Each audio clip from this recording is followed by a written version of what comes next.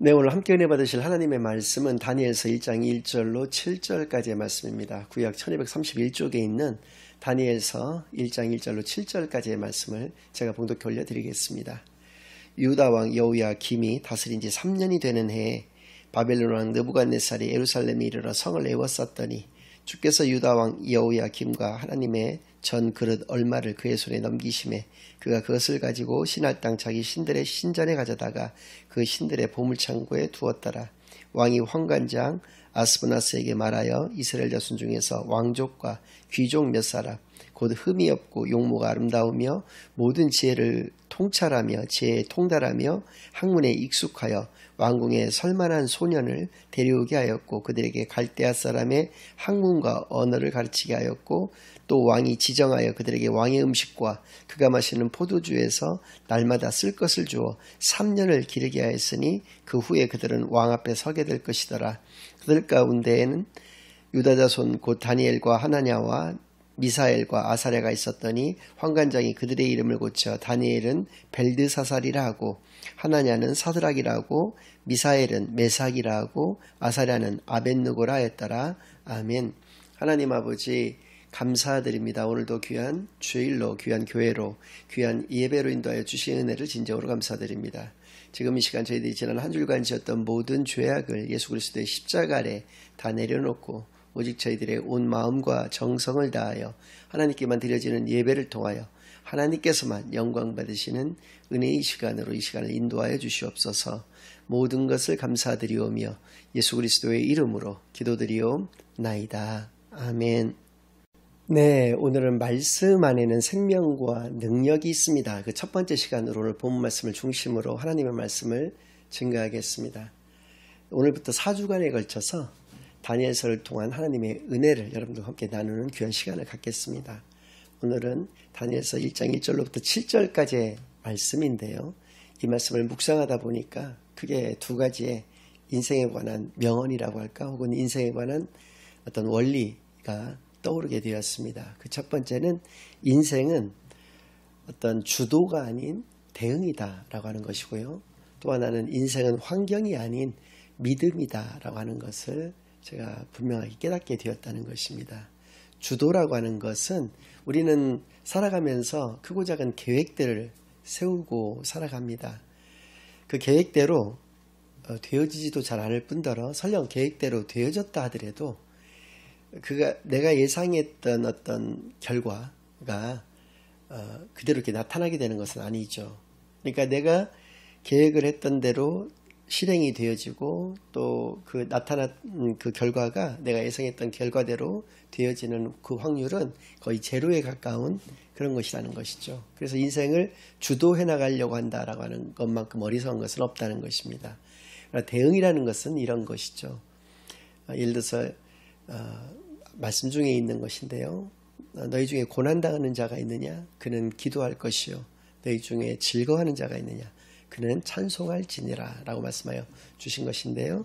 여기서 기도와 찬송이라고 하는 것은 우리의 주도의 모습이 아니라 우리가 대응의 차원이다 라고 하는 것을 우리가 반드시 기억을 해야 할 것입니다. 우리가 좋은 환경 가운데서 살아간다는 것만큼 좋은 것은 없죠. 또 나쁜 환경에서 살아가는 것보다 훨씬 더 유리한 것들이 많이 있습니다. 그러나 반드시 좋은 환경 이꼬르 잘 사는 인생 이렇게 말할 수는 없다는 것이죠.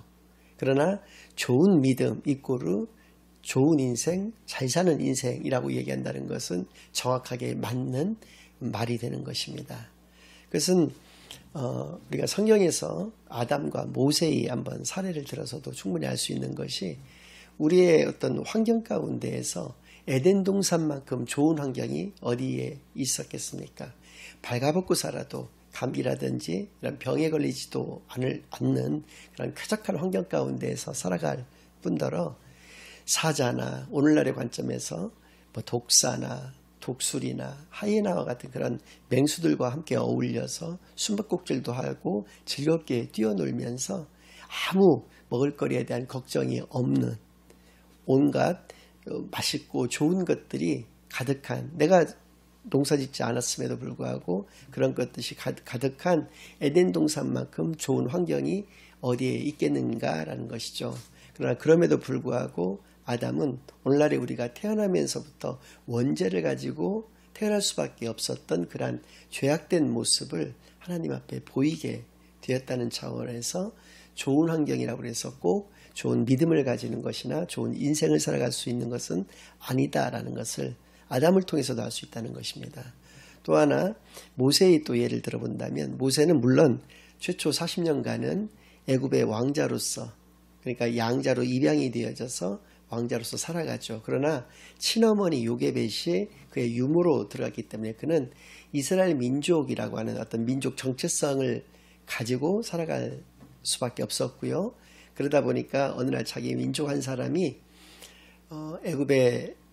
애굽 사람에게 그 어떤 모진 매질을 당하는 것을 보고 분개해서 그 애굽 사람을 때려 죽이게 되고, 그렇게 살인자의 어떤 신분이 되어서 도망자가 되어서 광야로 가서 거기서 양치기 생활을 또 40년간을 하게 되는 것입니다.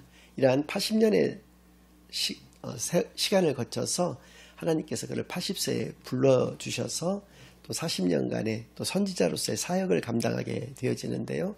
오늘날의 이스라엘 민족들에게 물어봤을 때 가장 존경하는 선지자 한 사람을 꼽으라 한다면 주저없이 모세를 꼽을 정도로, 또 성경의 시작이 모세 오경이라고 해서 모세가 그 지은 5권의 성경으로 성경이 시작되는 것처럼 그렇게 인정받는 선지자, 또 인정받는 그러한 신앙인이 될 수 있었던 것은 그가 좋은 환경 가운데서 살았기 때문이 아니라 좋은 믿음을 가졌기 때문에 가능한 것이었다라는 것을 알 수가 있다는 것이죠.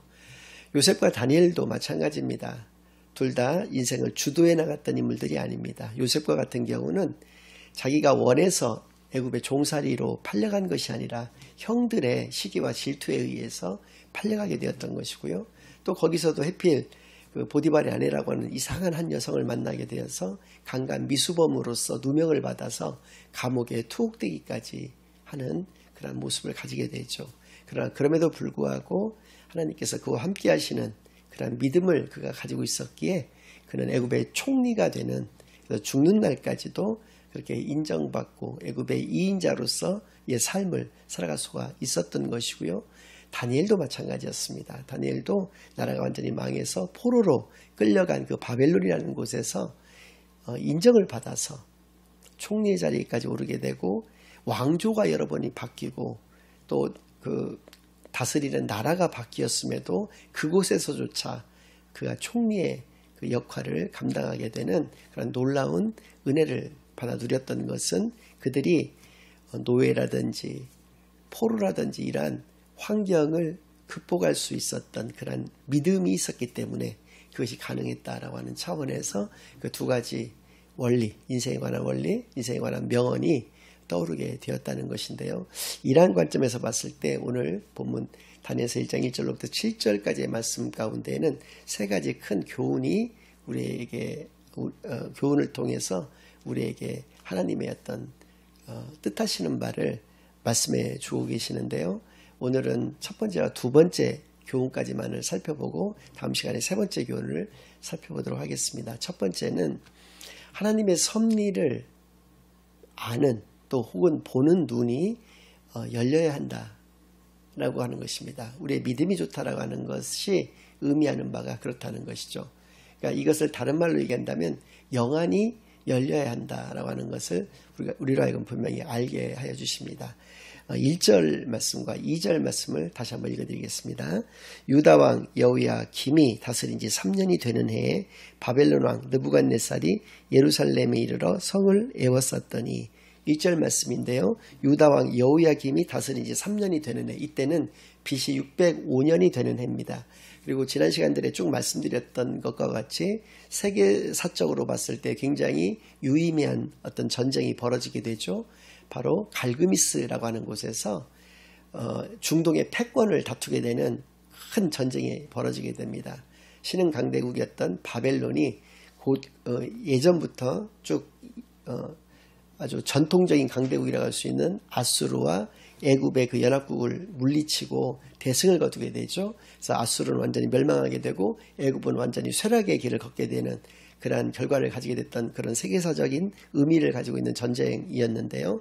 이때 바벨론의 왕이 느부갓네살 왕이었는데 본국으로 돌아가는 김에 그 예루살렘에 그렇게 진귀한 보물들이 많다라고 하는 얘기를 그 전에 들었기 때문에 예루살렘을 지나서 가게 되는 것이죠. 그때 제1차 포로로 잡혀갔던 사람들, 또 많은 보물들도 그때 잡혀갔던 그 해를 의미하는 것입니다. 그러니까 이것은 세계사적인 어떤 역사를 그대로 지금 이야기를 하고 있는 것이죠. 그런데 2절 말씀을 보니까 주께서 유다 왕 여호야김과 하나님의 전 그릇 얼마를 그의 손에 넘기심에 그가 그것을 가지고 신할 땅 자기 신들의 신전에 가져다가 그 신들의 보물창고에 두었더라. 여기서 2절에 첫 번째 등장하는 단어가 주께서라고 하는 단어입니다. 하나님이 그렇게 하셨다는 것이죠.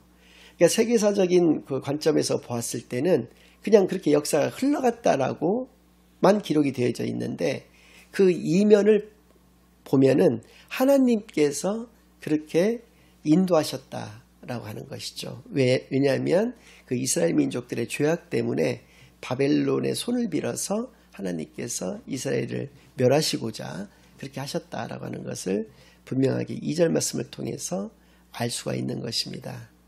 이 말씀, 이러한 관점, 이러한 것이 바로 우리가 어떤 앞에 나타나 있는 현상뿐만 아니라 그 이면까지도 우리가 볼 수 있게 되는 것은 이게 하나님의 섭리를 아는 눈, 하나님의 섭리를 볼 수 있는 눈이 열려야지 그것이 가능하다라고 하는 것을 우리가 생각해 보았을 때 여기서 우리가 큰 교훈을 하나 분명히 얻을 수 있다라고 하는 것을 알 수 있는 것이죠. 그래서입니다. 이런 관점에서 에베소서 2장 1절로 7절까지의 말씀을 여러분들에게 한번 소개하고자 합니다. 이 말씀 가운데는 우리의 삶의 세 가지 형태라고 할까요? 혹은 반대로 이야기해도 마찬가지입니다. 죽음의 세 가지 형태에 대해서 분명히 말씀해 주고 계십니다. 그러나 우리 하나님의 자녀들에게는 또 하나의 형태가 있다라고 하는 것을 분명히 말씀해 주시는 것이죠. 세상의 관점에서는 세 가지의 삶의 형태, 죽음의 형태밖에 없다는 것입니다. 그러나 우리 믿는 자들에게는 영생이라고 하는 또 다른 형태가 하나 있다라고 하는 것을 말씀해 주셨는데 먼저 1절로부터 3절 말씀을 읽어드립니다. 그는 허물과 죄로 죽었던 너희를 살리셨도다. 여기서 그는 예수 그리스도를 말씀하고 계시는 것이고요. 그때 너희는 그 가운데서 행하여 이 세상 풍조를 따르고 공중의 권세 잡은 자를 따랐으니 곧 지금 불순종의 아들들 가운데서 역사하는 영이라. 전에는 우리도 다 그 가운데서 우리 육체의 욕심을 따라 지내며 육체와 마음에 원하는 것을 하여 다른 이들과 같이 본질상 진노의 자녀이었더니 라고 말씀하시고 계십니다. 삶의 세 가지 형태는 세상 풍조를 따르다가 죽는다는 것입니다. 그러니까 세상 풍조가 만약에 다 너나 할 것 없이 돈 하는 세상이다라고 하면 우리도 역시 돈을 쫓아서 살다가 우리의 명예를 쫓아 살다가 권력을 쫓아 살다가 그러한 것들이 세상의 풍조이기 때문에 그로 말미암아서 그것만을 쫓다가 허무하게 죽음의 길로 접어들게 된다라고 하는 것을 말씀해 주고 계시는 것이고요. 두 번째는 공중 권세 잡은 자를 따랐다는 것은 사단의 유혹에 넘어가는 삶을 살아간다는 것이죠. 우리가 이 세상을 살아가면서 얼마나 유혹이 되는 것들이 많습니까? 그러한 유혹에 우리가 넘어지고 완전히 멸망하게 되는, 그래서 끝내 죽음의 길에 빠져들게 되는 그러한 것을 말씀해 주고 계시는 것이고요. 마지막으로 세 번째는 육체의 욕심을 또 따라 살다가 그 욕심으로 말미암아서 내가 죄를 짓게 되고 죄인으로서 끝내 사망의 길에 이르게 된다라고 하는 것을 분명히 말씀해 주고 계십니다. 근데 4절부터 7절까지는 우리들에게, 그러니까 하나님의 자녀인 우리에게 주시는 또 다른 형태가 있다라는 것을 말씀해 주고 계시는데, 긍휼이 풍성하신 하나님이 우리를 사랑하신 그 큰 사랑을 인하여, 하나님의 지난 시간에 말씀드렸죠. 사랑으로 우리를 구원해 주시기 위해서 하나님께서 5절부터 이렇게 하셨다는 것입니다. 허물로 죽은 우리를 그리스도와 함께 살리셨고 너희는 은혜로 구원을 받은 것이다. 예수가 그리스도로 이 땅에 오셔서 십자가의 죽으심으로 말미암아서 그것을 믿기만 하면 우리가 구원을 얻게 되는 그런 놀라운 은혜를 우리에게 허락하여 주셨다는 것이죠. 이로 말미암아서 6절 또 함께 일으키사 그리스도 예수 안에서 함께 하늘에 앉히시니 우리가 영생을 살아갈 수 있는 그런 길을 열어주셨다는 것이죠. 이것이 바로 구원의 길이라는 것입니다.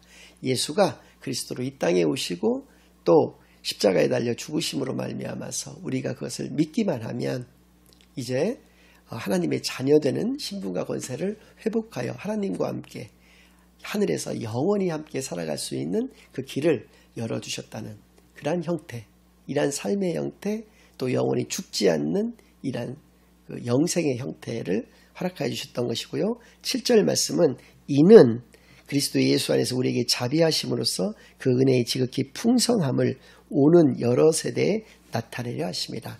함께 하나님과 함께 우리가 복음을 증거하는 그런 사명을 감당할 수 있도록 해주셨다는 것이죠. 이것이 우리가 이 땅에서 살아가는 어떤 이유고 목적이 되는 것이다 라는 것을 분명히 말씀해 주신 것입니다. 삼위일체 하나님의 그 사랑의 교제 가운데 우리를 초대하여 주셔서 우리가 그 초대에 응하기만 하면 같이 하나님과 함께 더불어서 깊은 사랑 가운데에서 그 깊은 사랑의 교제 가운데에서 살아가다가 이제 한 영혼 한 영혼들을 바라보는 눈은 이제 긍휼의 눈이 되기 때문에 하나님이 우리를 향하셨던 그 마음이 그 긍휼의 사랑이었던 것처럼 우리 역시도 하나님의 자녀로서 긍휼의 눈으로서 다른 사람을 바라봄으로써 이웃을 바라봄으로써 그 이웃에게 복음을 증가하게 되는 그러한 사명을 절로 감당할 수 있게 되는 그런 놀라운 은혜를 우리에게 허락하셨던 것, 이것이 바로 또 다른 우리 크리스찬에게만 주어진 특권이고 한 삶의 형태인 것을 분명히 말씀해 주신 것이죠. 이것을 볼 수 있다는 것입니다. 하나님의 섭리, 이것을 보는 눈이 우리가 열리게 된다. 우리 믿음 가운데서 우리가 살아갔을 때 열리게 된다라고 하는 것을 교훈으로 우리에게 분명히 주셨다라는 것을 알 수 있는 것이죠. 두 번째는 겉만 보는 것이 아닌 내면을 볼 수 있게 하여 주셨다는 것이죠. 이면뿐만 아니라 이면의 속까지도 우리가 다, 겉의 속은 말할 것도 없고 이면의 속까지도 다 볼 수 있도록 그렇게 하여 주셨다라는 것을 알 수가 있는 것이죠. 우리에게 닥치는 시험에 대한 정확한 해석을 할 수가 있다는 것이죠. 우리는 삶을 살아가면서 많은 시험 가운데 처하게 됩니다. 그런데 이것을 우리가 어떻게 바라보느냐라고 하는 것은 우리의 믿음에 의해서 결정이 된다라고 하는 것이죠. 역시 두 가지 사례를 좀 말씀을 드리고자 하는데, 마태복음 16장을 보면 예수님께서 제자들에게, 특별히 베드로에게 너희는 나를 누구라 하느냐라고 하는 질문을 던지십니다. 그때 베드로는 주는 그리스도시요 살아계신 하나님의 아들이시니이다 라고 하는 정말 놀라운 그 복음의 대답을 하게 되는 것이죠. 예수님께서 매우 그것을 기뻐하시고 그에게 세 가지 큰 복을 허락하여 주시는 것을 볼 수가 있습니다. 이것을 내게 알게 하니는 육신이 아니라 하늘에 계신 아버지께서 너에게 알려주신 것이다. 너에게 지혜를 주신 것이다 라고 하는 그 복을 말씀하여 주셨고, 두 번째는 이제부터 너의 이름을 베드로라 할 것이다. 그것은 반석이라고 하는 의미인데 이 믿음의 반석 위에 예수님의 교회를 세우시겠다라고 하는 놀라운 복을 허락하여 주신 것이죠. 그리고 천국 열쇠를 너에게 주겠다라고 하심으로써 그에게 정말 큰 칭찬과 더불어서 크나큰 복을 허락하여 주고 계신 것을 알 수가 있습니다. 그런데 바로 그 밑에 부분을 보면 이런 말씀이 나옵니다. 예수님께서 내가 이제 십자가에서 죽어야 할 것과 또 3일 만에 부활해야 할 것에 대한 그 앞으로의 그 일정을 이야기를 했을 때 베드로가 또 이렇게 이야기합니다. 주여 그리 마옵소서. 그런 일이 있어서는 아니되옵니다 라는 그런 얘기를 했을 때, 방금 전에 예수님이 이렇게 베드로를 칭찬하셨는데 베드로를 향해서 이렇게 말씀하십니다. 사탄아 내 뒤로 물러나라, 이렇게 말씀하십니다. 그러면 이때 예수님께서 말씀하셨던 그 사탄이 베드로를 의미하는 것이겠습니까? 아니면 베드로의 입을 통해서 역사하는 사탄을 말씀하신 것이겠습니까? 당연히 베드로의 입을 통한 사탄의 역사를 말씀하신 것이죠. 그러니까 베드로는 칭찬받을 만한 사람이지만 우리 인간들은 연약하기 때문에 사탄에 미혹되어져서 넘어질 때가 분명히 있습니다. 그것을 구분할 수 있는 그러한 영안이라고 할까, 이런 것들이 보이게 되는 것을 분명하게 알 수가 있는 것이죠. 마찬가지로 예수님이었기 때문에 그렇다고 하더라도 또 한 가지 사례를 들 수 있는 것은 사무엘하 16장 말씀입니다. 다윗과 시므이라고 하는 사람이 나오는데요. 시므이라고 하는 사람이 이제 다윗이 자기 아들 압살롬의 어떤 반역에 의해서 이제 쫓겨남을 당하고 있을 때 막 거기 그 이제 일부 패잔병과 같이 이렇게 쫓겨가고 있었을 거 아니겠습니까? 그때 저 언덕 위에서부터 막 돌을 던지면서 욕을 합니다. 야, 피를 너무 많이 흘린 자라는 둥, 나쁜 놈이라는 둥 하면서 막 욕을 하니까 그 다윗을 호위하던 그 호위대장이 내가 저놈 가서 죽이고 오겠습니다 라고 얘기했을 때 다윗이 그를 만류하죠. 시므이의 말이 아니라 시므이를 통해서 하나님께서 나에게 저 말씀을 주실 수 있는 것이기 때문에 하나님께서 만약에 내가 저 말을 듣고 참담함을 느낀다고 생각하신다면 하나님께서 그를 벌하시거나 나를 불쌍히 여기셔서 회복을 시켜주시거나 하실 터이니 너는 내버려 두어라 라고 얘기를 한다는 것이죠. 이게 다윗은 겉에 나타나고 있는 그 모습, 현상만을 바라보던 것이 아니라 그 뒤에 감춰져 있는 본질이라고 할까, 이면이라고 할까, 내면 같은 것들을 볼 수 있었던 사람이다라는 것이죠. 이것이 사탄의 역사인지 하나님께서 저 입을 통해서 나에게 주시는 말씀인지와 같은 것들을 구분할 수 있었던 그러한 지혜가 있었다라고 하는 것을 분명히 깨달아 우리가 알 수가 있는 것입니다. 마찬가지죠.